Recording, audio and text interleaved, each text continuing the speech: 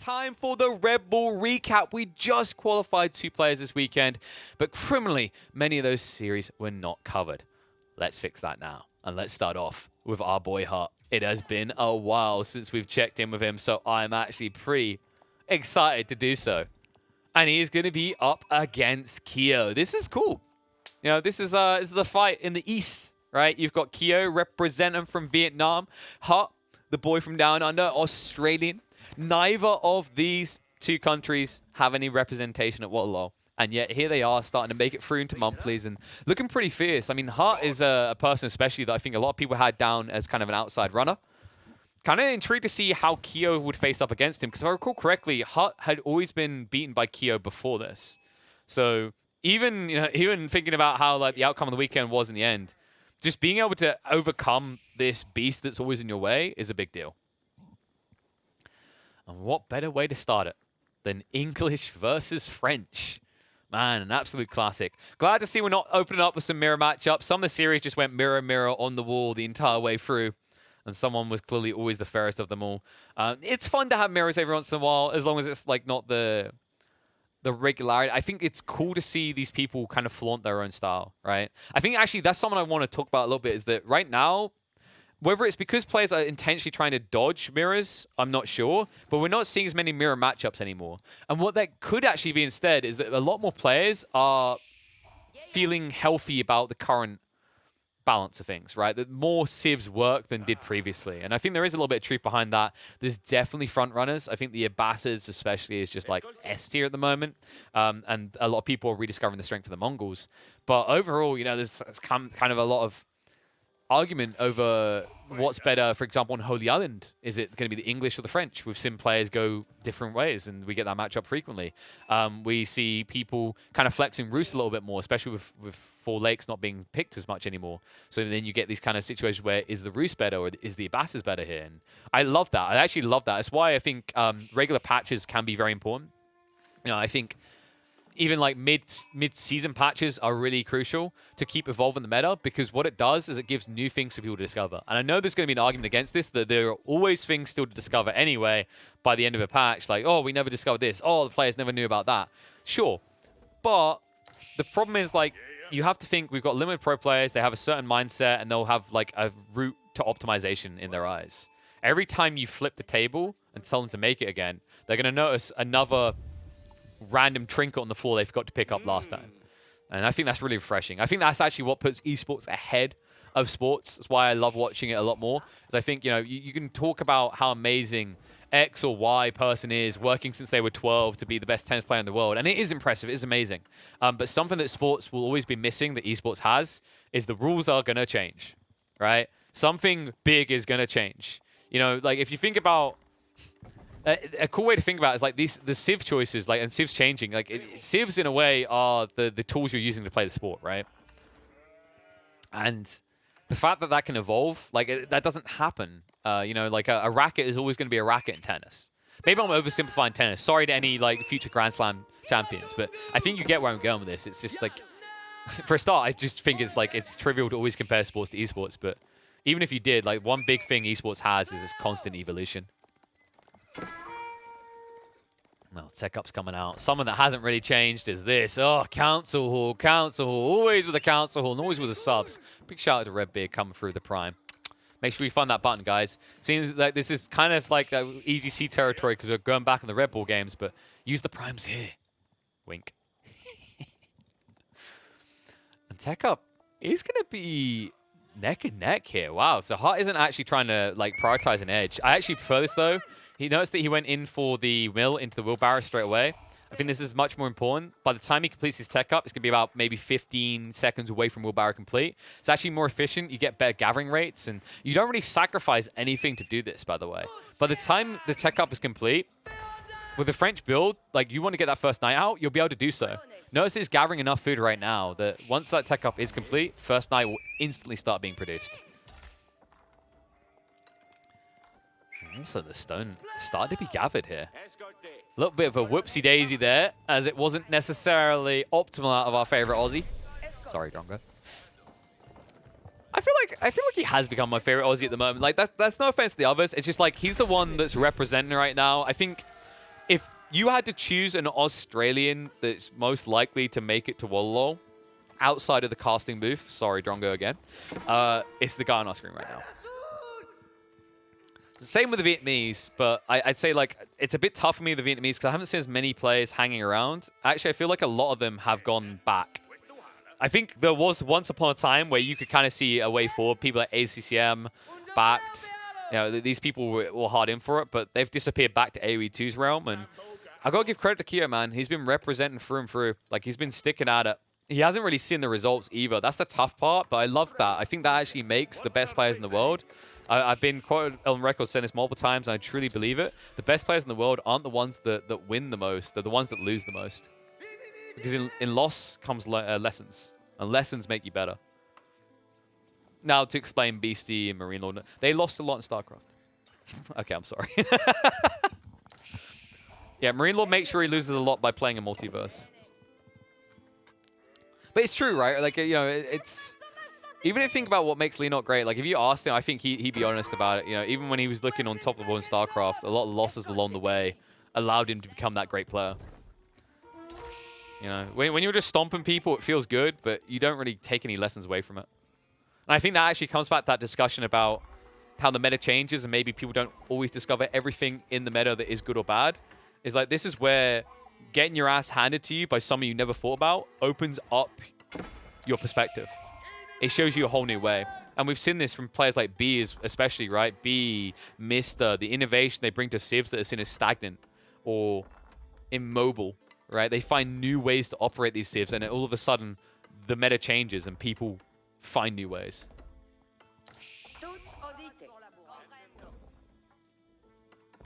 Huh? He did go for that second TC ahead. Huh. But it's going to be matched. Kyo going for his own TC.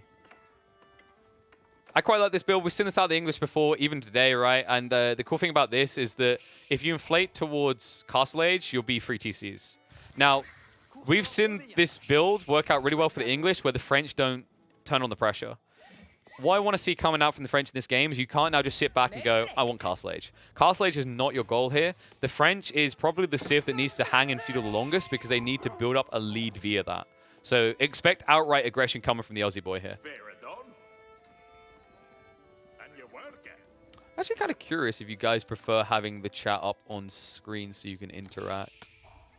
Let me try adding that. I mean, usually I wouldn't do it with a competitive scene, but it's only a small box. So have at it. I do need to get rid of that connecting to chat thing, though. And also get some background so you can always see what you're writing. We'll figure that out. It's a work in progress. Which I'm pretty sure is what Wham Poppy Paw keeps saying to Core every time they try to coach him. Hey-oh. So, a lot of people working on gold. How's the count looking right now? He started adding the archers. He only went for one knight so far, which is pretty intriguing, actually. I don't mind it either. I think it's actually a good way to go. What you have to think about is that, realistically, you don't want to build too many knights. You want enough to try and idle eco, but you know that the English are capable of just going to spears. However, I've got to say, maybe a missed opportunity here. Because if you look, you can see so far Kyo has not built a single spear. It is just longbow. So there probably was an opportunity to go up to 2-3 knights and have impact there. But it seems that maybe there was just a bigger interest in massing archers.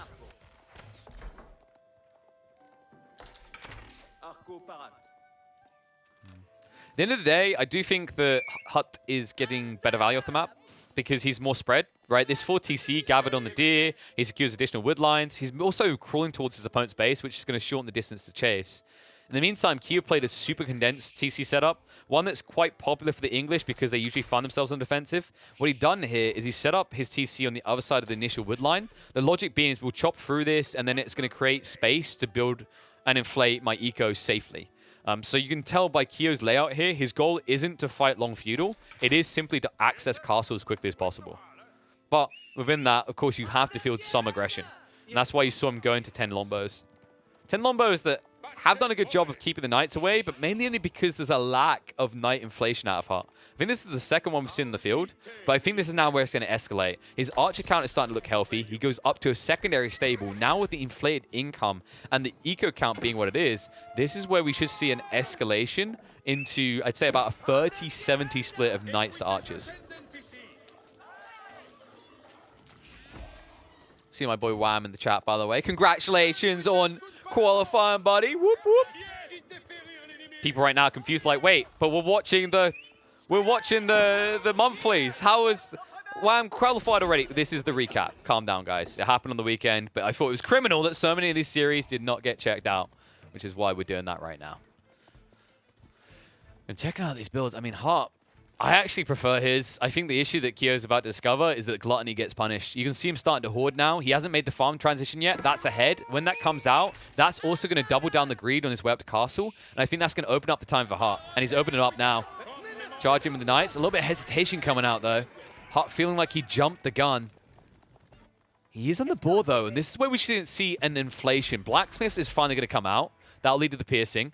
And then in conjunction with that, I'd expect him to go up to maybe a third archery range just to mass. It might be that he opts to go the way of stables, though, due to the lack of vision. There is a threat that Kyo is already taking up. And if you now double down on archers, heavy knights come out and you do nothing. Income bank. Looking good for Kyo. Still lacking farms is a bit of a concern for me, though. I mean, he's even playing berries. I don't know if I'd say this is the optimal way for Kyo, but it's going to get him there in the end. King's Pass is now going up. Now is it going to be a free TCs? The French, of course, about 2.2. Because, of course, the superior production rates that they get.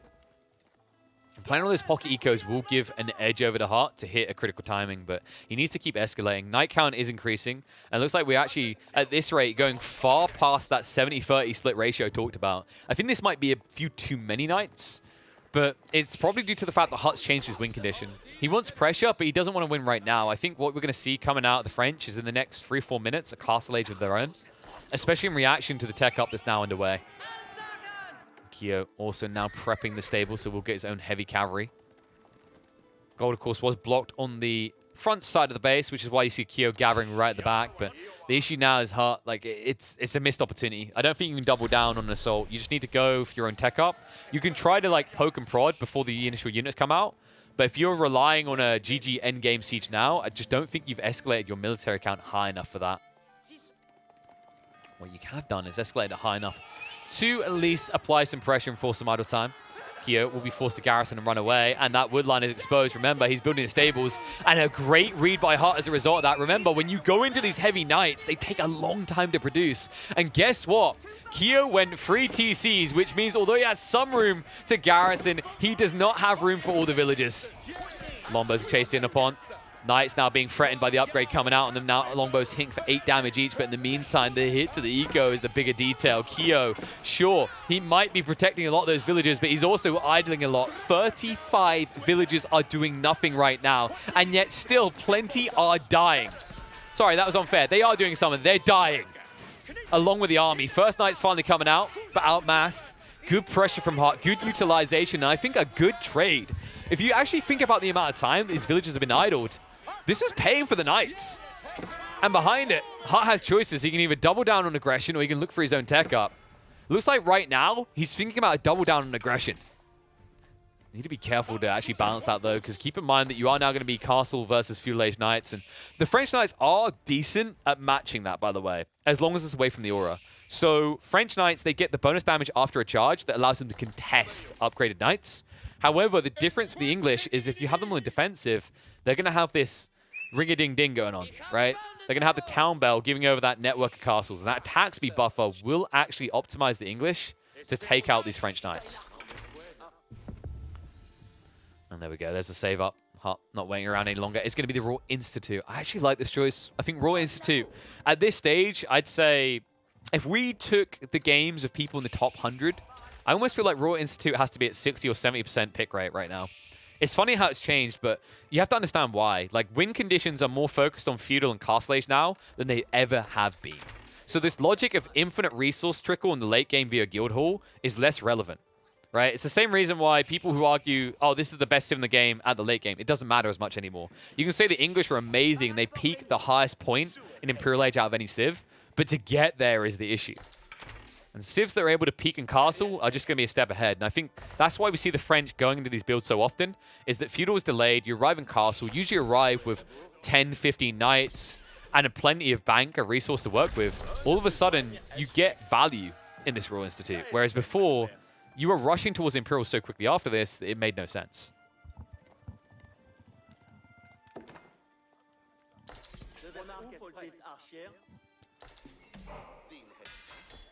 Now the rack's been prepped. Kyo has already started to go into that farm transition, but this was a heavily delayed one. In fact, it's still being delayed. You can see he's on the berries, so he's not rushing towards it. And I mean, this is the point at where it's a mistake to just stay on berries. It's better to just get all the wood together, because now you're talking about missing out on a 25% food gathering buff. And remember that the farms are already better than berries. Berries are a 0.66 gathering rate, and farms are a 0.75. This inflation up to 25% extra is just worth at this stage. Which is why I think we're going to see him mass into them now before he even finishes off the berries. Meantime, though, he's looking to finish off some villages, but good walls coming out. I actually like the way the HuT's carved this up. Eastern front, he's got covered. He's got outpost there. He's fielding aggression in this area. So the west is the only flank he's worried about, and he's walled it in beautifully. I like to call this the negotiation, right? When you take chunks of map with walls like this, but... I was worried for a second there. We've seen it too often. The wall is secure, though, even though it doesn't look that way. Now the torture will begin, but most of the resources are already gone down here. There's limited deer remaining. In fact, at this rate, I'm pretty sure that HuT could finish off the deer and move out to safety. That being said, with the berries nearby and him wanting to have them as well, he just might look to aggress onto these knights in the meantime. Oh, good lord. Yeah, Kyo needs to get out. He knows it. His count isn't actually looking that good right now. I mean, he's at 7 knights. Meanwhile, look at HuT, already back up to 10 after throwing away 10 in his opponent's base. I think it was actually 7, or 8 to be specific. But this shows you the power of like playing these pocket ecos, right? Is that Kyo, eventually his food income will be better. For the moment, because HuT is able to play mid-map and get these valuable resource banks like the boar, like the deer, he's able to delay that farm transition. And make no mistake, a timing is coming that's going to hurt HuT. But what his goal is to hurt Kyo before that timing arrives. He wants to try and chip away at the military, get into the eco again. That'll be when you'll see the transition come out from HuT.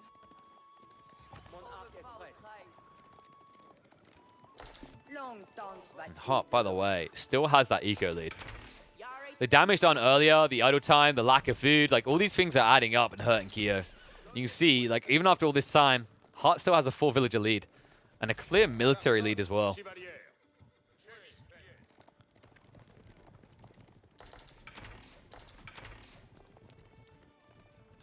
You can see now that HuT's starting to look for ways in, but the walls are still up, so it will take some time to do so. But it's more about fielding aggression here to guard your pocket ecos. In the meantime, also pick up those relics. Relics that have been targeted on both sides, and credit where credit is due. Kyo did get the majority of them. HuT a little bit too delayed on moving out for them, and that is the risk of what he done with that army. He threw it away to slow down the economy, but then he had no secondary army to guard the midfield. That's why you see the relics going the way of Kyo in the end. And oh, Kyo now going the way of aggression. Wall is too late. HuT, you greedy son of a gun. Mate, this one villager was somewhat happy. He's like, wow, I have to build all these walls? I've got a job for life. Life cut short though, buddy. When the walls are left open that long, Kyo's going to look to exploit it. Looks like he will peel back before he can get punished, but this is why you have to be careful. Like, when you're a little bit too frugal with the way you try and build walls, long walls like this, it's very easy to punish. And we can very quickly relegate any value you originally had out of that wall concept.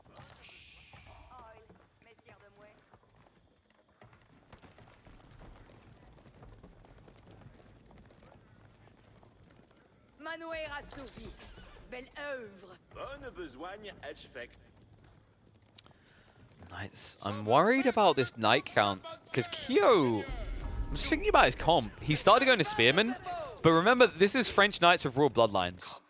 So they kind of don't care about Spearman. And royal bloodlines is a minute away. Oh, lordy. I think this game can actually get incredibly scary. Like, you'd think you have the counter, right? Just build spears, but these knights are lethal. Never underrate how powerful that extra 30% health is, even when you're facing off against the unit that counters you. Especially if he doesn't have the attack speed buffer. Clash coming in, HuT. Nice quick peel back. Snipes 1 or 2 and then just backs away. Not giving any value over the spears, for good reason as well. The raw bloodlines had not come through yet, so a good choice there. And Kyo, you can see he's starting to carve out territory as he very carefully moves his way out of his base. No rush. Meanwhile, HuT just continues to surge out into that midfield. Sacred Sites being captured, gold being exploited in the center. A lot of gold taken down here as well. In fact, I think by the time Kyo realizes there's been going on, it's going to be gone. There's this Archer ball that rebuilt from HuT. I love this play. It just makes sense, right? You're going to be up against spears, kind of a given. And also, you combat lombos reasonably well. This game is going to get really frustrating for Kyo unless he can find a way of chipping eco, I think. Like, his income looks good, right? Surplus income, great. My concern is, at this rate, I think HuT is going to pop cap first, and he's going to do so with premium units and look to go. And it looks like he is prepping many arbitraries behind this, and he has already got the crossbow turrets being researched. I love the patience out of HuT because the logic here is I want all of these tech ups from my Royal Institute before I go. And when I do go, I can win the fight by a mile. Especially if Kyo gets baited into a fight away from the network of castles. Network of castles, which needs to be upgraded as well. Like, Kyo would benefit a lot from a keep drop here. Network of citadels completely changes the way Spearmen take this fight. But he does need it first. And wow, he's going heavy into man-at-arms, but he's been spotted doing so, so the Arbitrator is going to get even more value. Assault now coming in. Trying to get rid of the outpost first. He's going to be forced to fight with the Knights and the Horsemen. Spearmen on the side trying to engage, but the Royal Bloodlines are going to allow him to stand firm and stand strong. Kyo, Spearman count down to 20. Knight count at 25. HuT looking like he's going to overwhelm, and he's going for the keep drop. What a play. Patience is great out of HuT, and what a remarkable fight. Still 17 Knights standing. A keep now being dropped. Villager Rebellion underway, but Kyo cannot stand against this. This looks like this could be an army wipe into an eco wipe. Great maneuver by HuT. Patience on point, and now the Archer ball just picking off any reinforcements coming through. This is good. This is actually the beginning of the end. Kyo now is going to struggle to get a reaction out of this because look at what Kyo was doing. He was being a greedy bugger. He didn't get a defensive keep up quick enough. He was saving up for Imperial, and now his only choice is to take that money and invest and hope to God that it turns into Bitcoin overnight. Because if you do not see great returns on your investment, you're going to be sunk here. In fact, you're already looking sunk. Kyo, he built up a healthy eco lead, but all of that is just shrinking, shriveling up, and dying right now as HuT commits to the dive. Behind this dive, remember the Siege Workshop was built up next to the keep, so he'll look to get through the static defenses quickly. But in the meantime, the Knights will reign supreme. Archers picking apart anything that tries to reinforce. And the idle eco, look at the impact here. Half of the worker force is not working in the base of Kyo. And it means that he's just sitting on these resources. He can't even complete the tech up. He can't even figure going for the tech up. Because any attempt to do so will reveal to HuT what's happened here. What we will reveal is that his opponent is sitting on 3,600 resources and doing nothing with it. Oh, what a timing. What a read out of HuT. Some players might have waited for the full pop cap, but he understood how strong he was. He understood how important Royal Bloodlines was for this. He understands how screwed Kyo is. Kyo not giving up just yet, looking to recover. Network of Citadels is finally being researched. However, this proxy base you're trying to build, yeah, that's going to be a cancel to move away. There's no way he gets it up.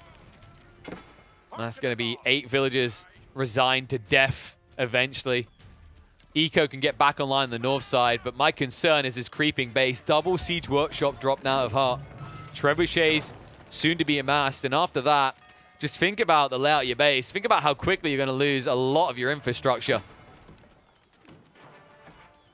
Think about how quickly you already are. Kyo, I'm trying to think of ways that he can recover this now. He's got all these resources, but he needs the production buildings. He just doesn't have it. And the villagers now know where he is. There's no room ready to build. There's still Knights in the backside that he hasn't even cleaned up. It kind of looks like Kyo is somewhat just resigned in his brain. These villagers. Dude, what? Like, hi-ho, hi-ho, it's off to work. It really does have that feel about it. Either that was, no, it's the Oompa Loompas, actually. That's what it is. Oompa. Oh, they stopped Oompaing. It's really dumb when they just stop repairing even though they have the stone. And, well, speaking of defending, it's the only choice he has. It has to be the Berkshire Palace, but this position does not feel good, folks. I mean, trebuchets will be able to snipe you out for free. Even with the extra range you get on your weapons, you're not going to be able to reach. In the meantime, this Berkshire Palace, like, what does it defend? Why is it not here? Oh, God.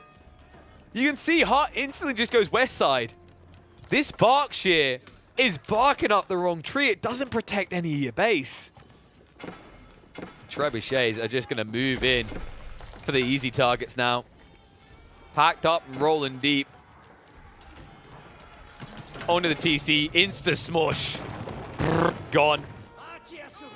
The 1-2 punch here. You can even go for the King's Pass and do the exact same thing to it. In fact, I think he might be.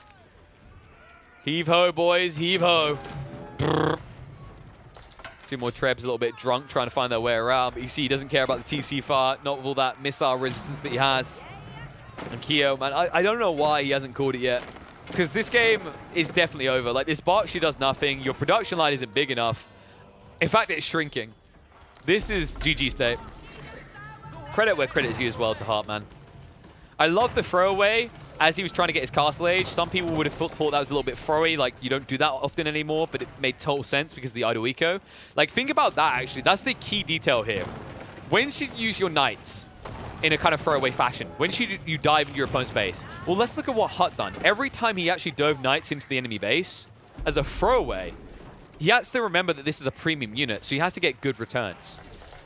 When that castle age came out, Kyo, half his eco is idle. Then the second wave, this fight outside the base that led to the keep drop, half the eco once again is idle. This is how you get good trades. It's not about killing all those villages. It's about being able to surge in enough quantity that your opponent's only choice is to idle his economy. Because by doing that, you also stunt his ability to get the counter out. And this counter looks underwhelming. You can see the walls that went up, the small details. HuT, he understood there was a chance of a rush out. That rush out does absolutely nothing. Oh, chef's kiss, man. You know, people had HuT on their radar. They're starting to say this guy wasn't given enough credit. And people might say that Kyo's not a top 8 player in the game right now, but he's at least top 30. And what HuT has done to him here shows you exactly why he is such a threat. What? On Kawasan. I mean, this is an interesting choice by HuT because the Mongols is, I'd say, the favored civ. I think a lot of people would definitely rate the Mongols a lot more highly on this map. Maybe it's because part of the reason is why I keep fanboying them here. I think actually the top picks of Kawasan right now are Mongols and HRE. I think they are the two standout civs. That's not to say you can't make others work in certain matchups, but as kind of a generic pick of trying to come into this map strong, I would actually definitely put Mongols and HRE at the top rather, which is why it's a little bit surprising that HuT chose the Chinese. Now, the Chinese do have some upsides, but the biggest upside is actually around their ability to block lakes with outposts and try to Barbican rush. Wonder if we could get some sort of play around that out of HuT. I actually quite like it up against a lot of the civs that like to play into the water fast. I think it is a bit weak against the Mongols simply because this is probably the other civ most likely to engage with outposts early on in the game. So I'm a little bit worried about that. If we do see an outpost coming out, like if we see some sort of outpost play from Kyo, it means he's already going to have Rax units prepped, at which stage you can't try to rush up buildings. Opening up, we're just going to see a hard push in the wood, which shows you that HuT is gathering the wood required for either of these two players available to him. But I think it's going to be the dock to open up, and it looks like they might both play towards the southern lake here. Interesting choice, actually, because if HuT is going down here towards South Lake, this is him trying to target out his opponent. I would say he's closer to Northern Lake. That being said, Kawasan's an interesting map for this. We've seen people spawn up in the corners. We've seen them spawn on the same side via corners in comparison to the lake, right? And then we've now seen these type of spawns where they just end up straight down the center. So kind of interesting. That variance does lead to a bit of interesting early game where you can't necessarily predict it until you see the spawn.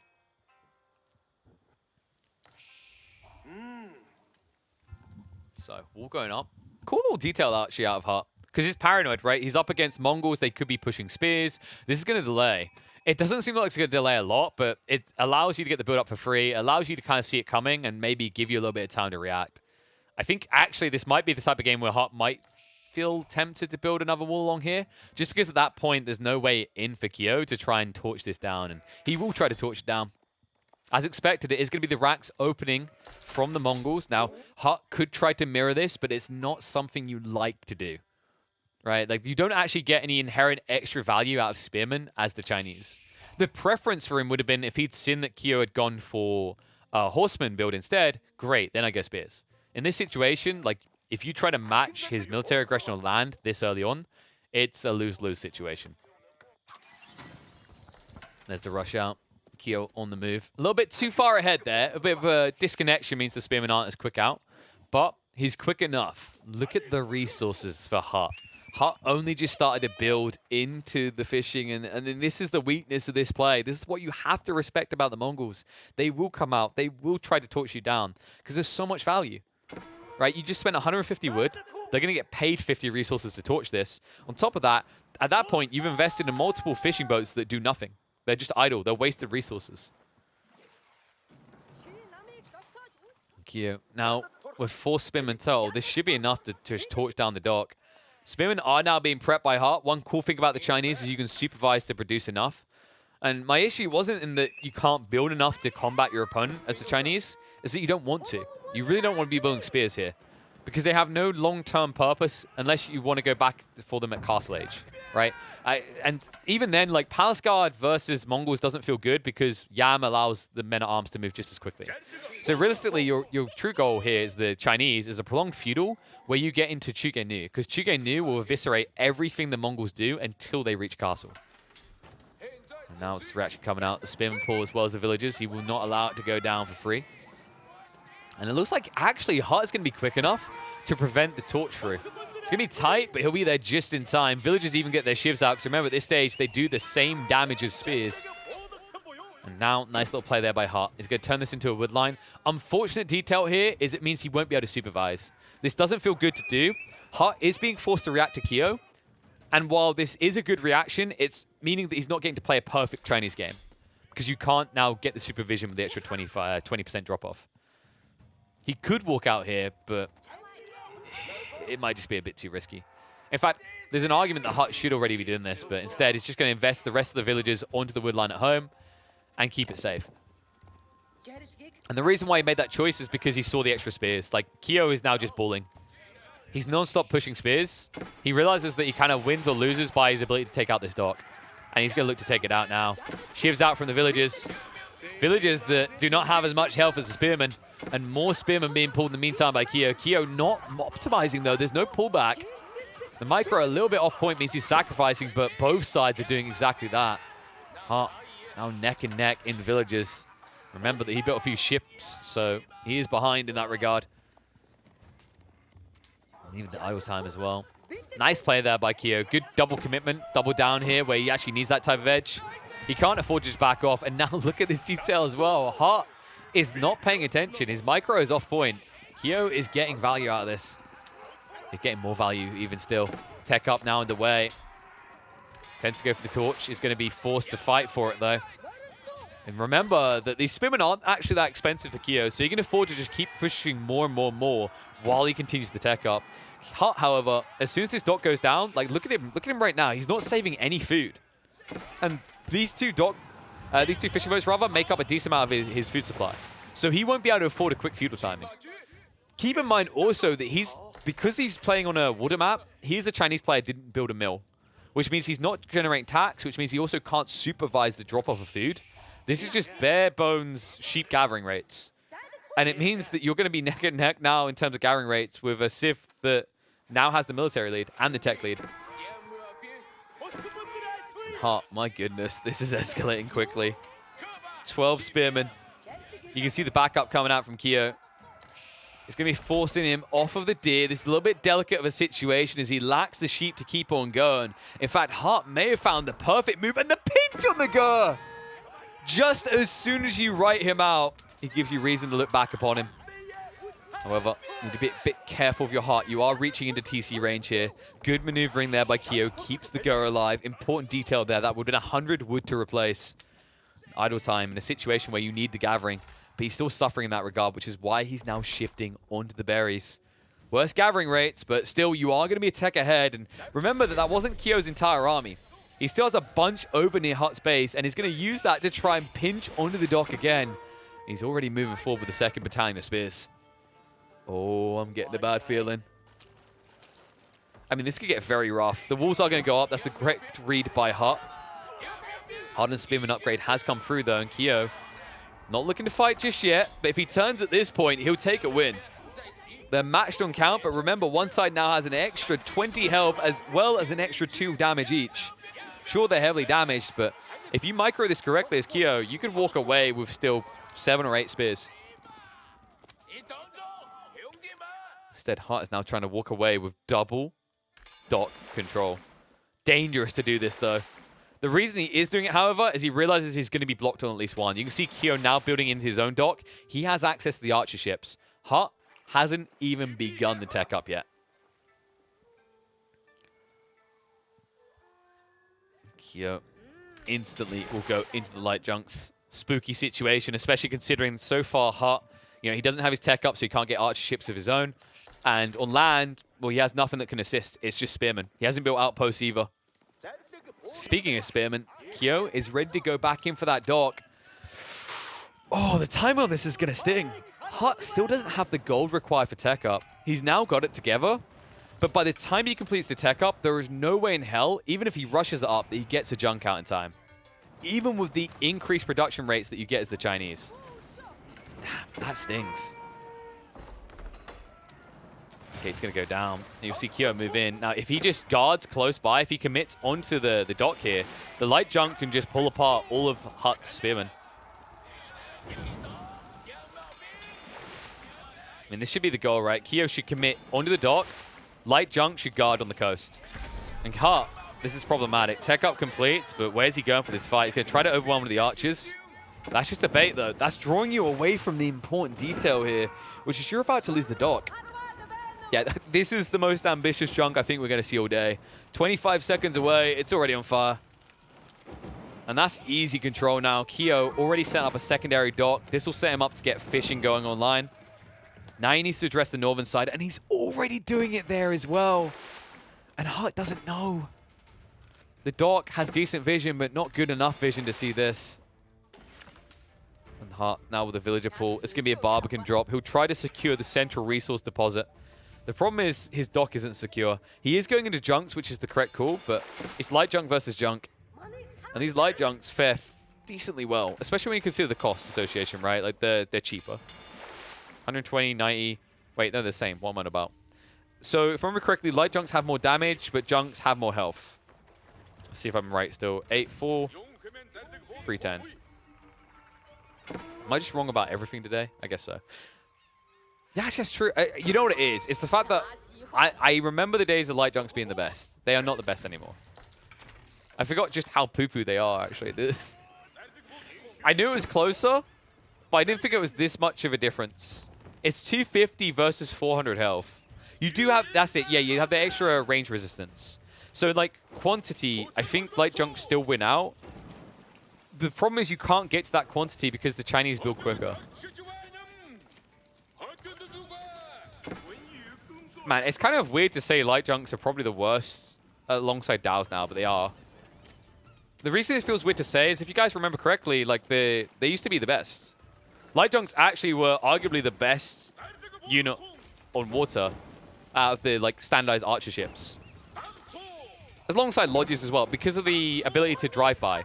And junks were really, really bad because they needed to turn around to attack. They also couldn't move fast enough. So what would happen is these light junks could choose where they would fight and when they didn't, and they'd always be moving. And that's what made them really annoying. But ever since the naval changes where you can't attack and move anymore, light junks have become one of the most dog-tier units on the sea. The focus won't be there for long because Kyo has switched targets. We're on land now. He's looking to chugga choo-choo in. Ram has been built. It's time to turn the screws. Archery range has been built by HuT, but remember that Kyo started building archers sooner, so you can still take a fight. You can see that HuT does not want this fight at all, not until it's supervised long enough.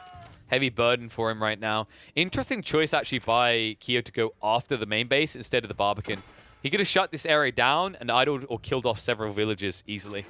Instead, it commits in the base, and villagers, oh my! Attack speed arrow is used, but the archer's mostly gone. Spearmen are unwilling to commit, so Ram is going to be sacrificed. Kyo getting a bit too ambitious with the dive through there. Does pay the price. And does feel like Kyo has to keep this pressure up, because remember, HuT did go for the Barbican, so he has got Song Dynasty online, which means his 1 TC is getting value. What I would love to see Kyo do now is just hoard enough wood for a secondary TC. I think that's actually a pretty game-winning play here. Simply because HuT doesn't actually have the resource bank to build the army to match you, and also the navy to match you, while going for the TC boom that the Chinese love to do. It also allows you to play towards kind of a later timing, which I think serves you better. If your plan is to double down on like feudal right now, my concern is Chugenu. Chugenu beat everything you're producing, so unless you sidestep into stables, you're going to be playing at a weakness. We talked about going after that Barbican. Kyo feels the same way now. He's going to switch around for that target. It's just a lot easier. Think about what this is compared to the home base. The home base has all the infrastructure, has all the production buildings. So this is where the defense army builds as it defends. Over here, the defense army to defend has to do so away from reinforcements. You're just kind of cutting them off from reinforcers. Wait, okay, no, ignore me. Kyo says no, this is a double down moment. He doesn't want to be distracted by the Barbican. Now, the plus side of this attack is he probably noticed the tree line's getting very thin, so it should be 3 kills. And yeah, that's exactly what he's going to get with this many archers. It's actually a really good read because of that detail. Crafty little bugger that Kyo is. I love that he identified this, and now the wood line has to shift north side. That's going to idle him up, and HuT doesn't want this because of what he's doing. He's trying to go onto the stone to gather for the TC. And that is going to be scouted out pretty quick by Kyo, at which point the pressure is going to mount up. And Kyo, all the while, is actually starting to stockpile enough wood that he could consider going in towards the second TC. If not that, though, he'll go in for the triple ram, and that's exactly what we're going to see. So now HuT should read this as, I need to survive 5 minutes. If I survive 5 minutes, I win. But when I say survive, I mean everything has to survive. And if you lose a lot of villagers, you're still dead on arrival. And you're looking pretty dead right now. I mean, these Chugenu, they can't get close enough. The archer pull is just too big. And the villager pull, it has to come out. I don't blame HuT for this, but the line formation read is beautiful by Kyo. Maximum distance maintained. Several villagers going down, and this one is beginning to look chalked. HuT is now almost 15 eco units behind Kyo. The Chugenu are just feeling irrelevant. I mean, this is the issue right now, is that he's trying to inflate his eco. He's had to waste time protecting it on the pockets, right, on the lakes. And all the while at home, he's been losing villagers. So the Chugenu just don't work as an answer anymore. In fact, what you needed was Chugenu and horsemen, but that feels difficult to do when you're up against spearmen.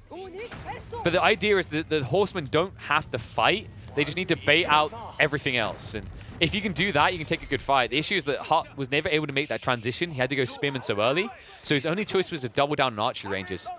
But the response out of Kyo was a brilliant read. Like, he went 3 archery ranges. He just kept up the pressure 4 archery ranges, in fact. And it meant that even though he's running across the field with limited yam, his numbers are just insurmountable. Once again, in onto the wood. Because that's the other detail to keep in mind. You shut down the wood, you shut down the escalation, the archers. This is pretty much done. And now the attack speed arrow says, hey, you're not the only Gatling gun. Chugenu might be effective, but archers with the assistance the arrow can be as well. We'll back up for the moment, but the rams are doing some serious damage. Pop cap issues now for HuT. Spearmen throwing away their lives just to distract long enough the archers can pick apart the small ball of Chugenu. And you can see the desperation, folks. I mean, he can't afford unlimited Chugenu. It's also archers mixed in there.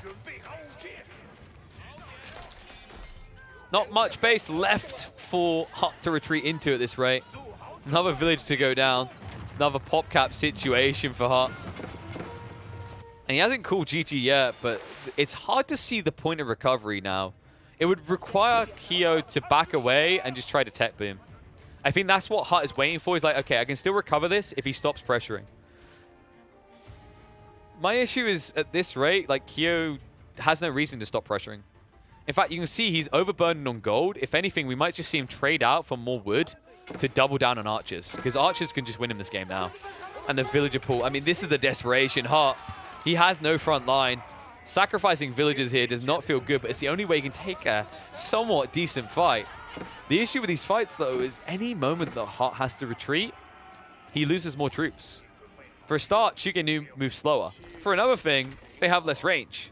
You're always going to be at a loss the moment you have to turn around. That's exactly what we're seeing here again.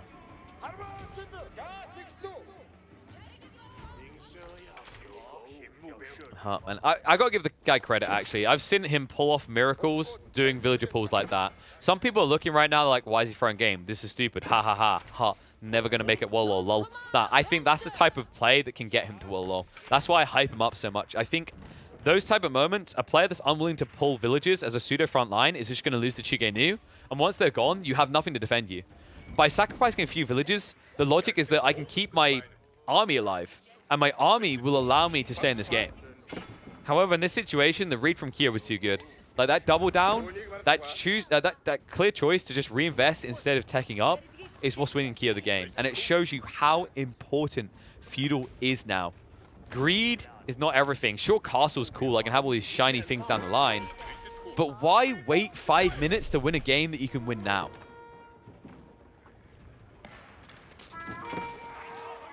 If people are wondering why HuT still hasn't gone Horseman, this is why. I mean, the fishing is so limited. You've got 6 fishing boats out here. You also don't have the wood to invest into more because you got blocked on your wood lines and you needed more archers. So I think anyone who's trying to criticize this choice to not go Horseman, like, dude, the point at which he would have needed to go Horseman was 4 or 5 minutes ago. And his eco was strained because he got baited onto that dock situation for so long. So I think this is more to Kyo's credit. Like, he actually played HuT really well here. He prevented that opportunity to even think about Horseman. Because once you go Spearman as the Chinese, there's no way you're going Spearman Horseman. It just doesn't make sense. So your next logical step is going to be Archers, or rather Chugenu, right? So you have to go Archer range. This was just brilliantly read and choreographed by Kyo. He had HuT's number, and HuT did, man. He ain't got a leg to stand on, let alone a whole building. Like, this is the beginning, the end, I think. Tech up, comes out. Kyo makes his way up into Castle Age, and it is a free tech up. Nothing that HuT can do. Now the Rams are sorting onto his one little pocket area that he held. This is where you'll get blocked off of the shores as well. And once you lose control of all of your fishing economy, that's it. Because your base is in shambles, mate. Like, there's nothing left of it. And the only this is actually, by the way, the only reason HuT hadn't GG'd yet is that this woodline kept him alive. This woodline, if it wasn't for this being here, he would have been blocked off of both. No way you can build archers. But now it is an all-in. And it's an all-in with units that only function against lightly armored units. Got bad news for you, HuT. It's a man-at-arms push. And also that Archer Ball's about to be upgraded in just a few seconds, and there's still more of them than there are of you. Horseman, irrelevant, instantly relegated to death. Veterancy comes out, and that should be it. HuT instantly sees he cannot win the fight. It was his only play left in the book. GG called, 1-1 apiece. This series has got some length to it.